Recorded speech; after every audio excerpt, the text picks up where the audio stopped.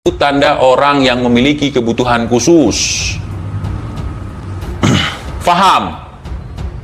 Coba kalian simak. Kalian simak baik-baik. Kalau orang berwibawa, dicaci, dimaki, bodoh amat, nggak peduli. Mau dibilang kayak gimana pun nggak peduli. Nggak peduli. Karena dia tahu itu bukan lawan dia. Itu bukan level dia. Maksud bukan level, ya cuman orang bercanda-bercanda seperti itu, bawa santuy aja. Nggak bawa marah-marah. Faham? Coba kalian lihat, coba kalian simak dua orang ini. Kalian akan menemukan angle-angle di mana mereka menunjukkan bahwa mereka adalah orang-orang yang memiliki kebutuhan khusus. Cuma nasib baik. What? Indonesia tanah air beta, pusaka abadi nan jaya. Ulang kalian lihat. Atau kalian googling foto mereka tuh, kalian lihat satu-satu. Waktu muda Bung Rizik misalnya, atau si Bahar waktu di rumah sakit yang pakai impus. Itu kalian dapat itu. Ujian, anti kritik. Ya memang orang-orang seperti itu begitu. Mereka tidak terima kritikan.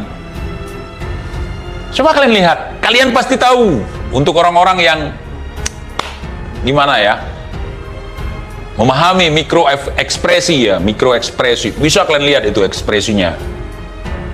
Makanya pingin terlihat kuat. Kan orang-orang seperti itu begitu. Tapi kalau orang yang kuat beneran justru menutupi. Dia tidak mau sombong dengan itu. Apalagi dia punya ilmu gitu. Coba kalian lihat, pingin terlihat kuat, pingin terlihat hebat. Itu star syndrome, pingin terkenal.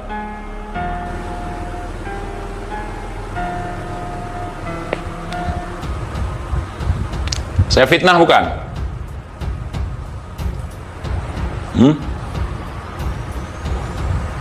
Ini di Google, bukan foto saya edit-edit, bukan.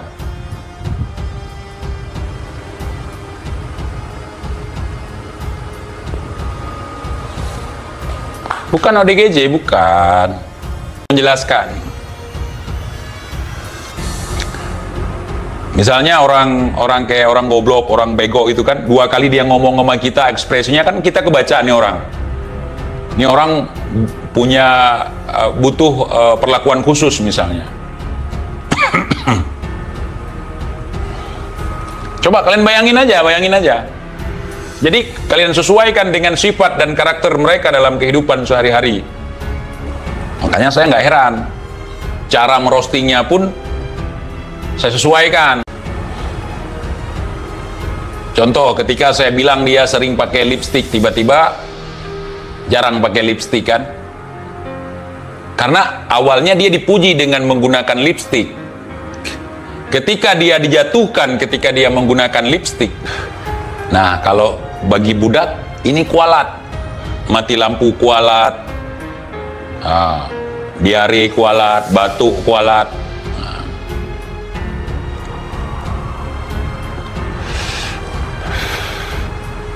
Efek mubahalah. Ada orang kecelakaan, efek mubahalah. Ada orang meninggal, kebetulan bukan di kubu dia, efek mubahalah. Lupa bahwa setiap yang bernyawa pasti akan merasakan kematian. Tapi kalau dari kelompok mereka yang meninggal, oh Masya Allah, beliau meninggal di dalam kondisi sangat berjuang. Beliau syahid. Bagaimana bisa kita klaim sebagai syahid kalau syarat-syarat jihadnya nggak memenuhi? Syarat jihadnya apa? Nggak perlu perang, nggak harus perang. Mencari nafkah untuk anak istri, meninggal di jalan kecelakaan, bisa dikatakan syahid dalam berjuang untuk menafkahi anak istri. Kalau teriak-teriak di jalan, kan saudara, jadi orang-orang ini harus diberikan perhatian khusus. Makanya kalau kalian lihat si Bahar norak ya kan, lebay, gitu kan? Itu memang karakter dia begitu. Pakai jaket musim dingin misalnya yang ada bulu-bulu di sini, itu memang karakter dia untuk mencari perhatian. Faham? Faham. Nah, kemudian bertanya, kok viral ya, dikit-dikit viral, merokok di rumah sakit. Itu perilaku orang seperti ini. Merokok di rumah sakit, pokoknya yang dilarang dia suka. Itu orang-orang yang nyari perhatian. Nah, paham? Paham. Oke ya. Terima kasih banyak teman-teman yang sudah hadir di sini. Teh Yuli udah ngangkang tuh. Saya mau off dulu ya. Lain kesempatan kita lanjut kembali. Buat sahabat-sahabatku, buat budak-budak yang nonton tidak komen juga salam buat kalian semua. Kalian bukan musuhku. Kalian adalah saudara-saudaraku. Yang mungkin hari ini kalian belum bisa menerima statement dari saya.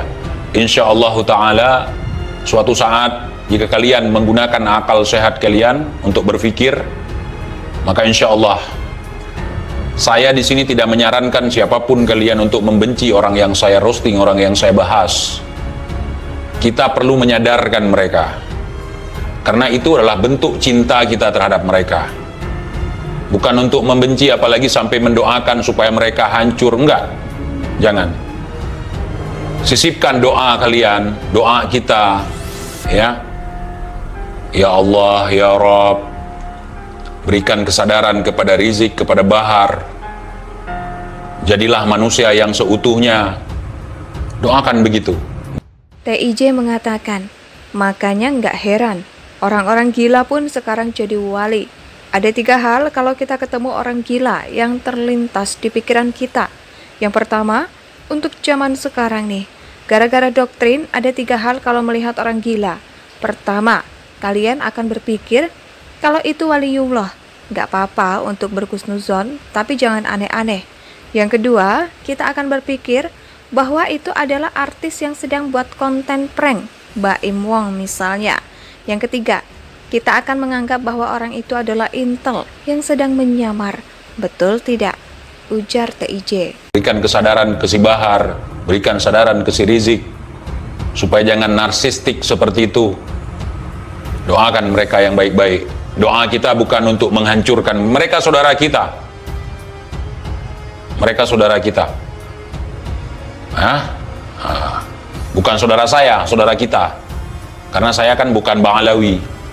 Jadi nanti mereka pikir saya mau membajak nasab mereka, bukan. Maksud saudara di sini saudara sebangsa dan setanah air, seiman dan seagama, bukan senasab dan juga bukan senasib. Nanti salah ngomong kan salah diterima oleh budak. Maksud di sini saya bukan ngaku-ngaku sebagai saudara mereka, bukan. Bukan ya, karena budak harus dijelaskan sampai ke situ, nanti kurang paham, gagal paham. Indonesia sejak dulu kala tetap dipuja-puja bangsa.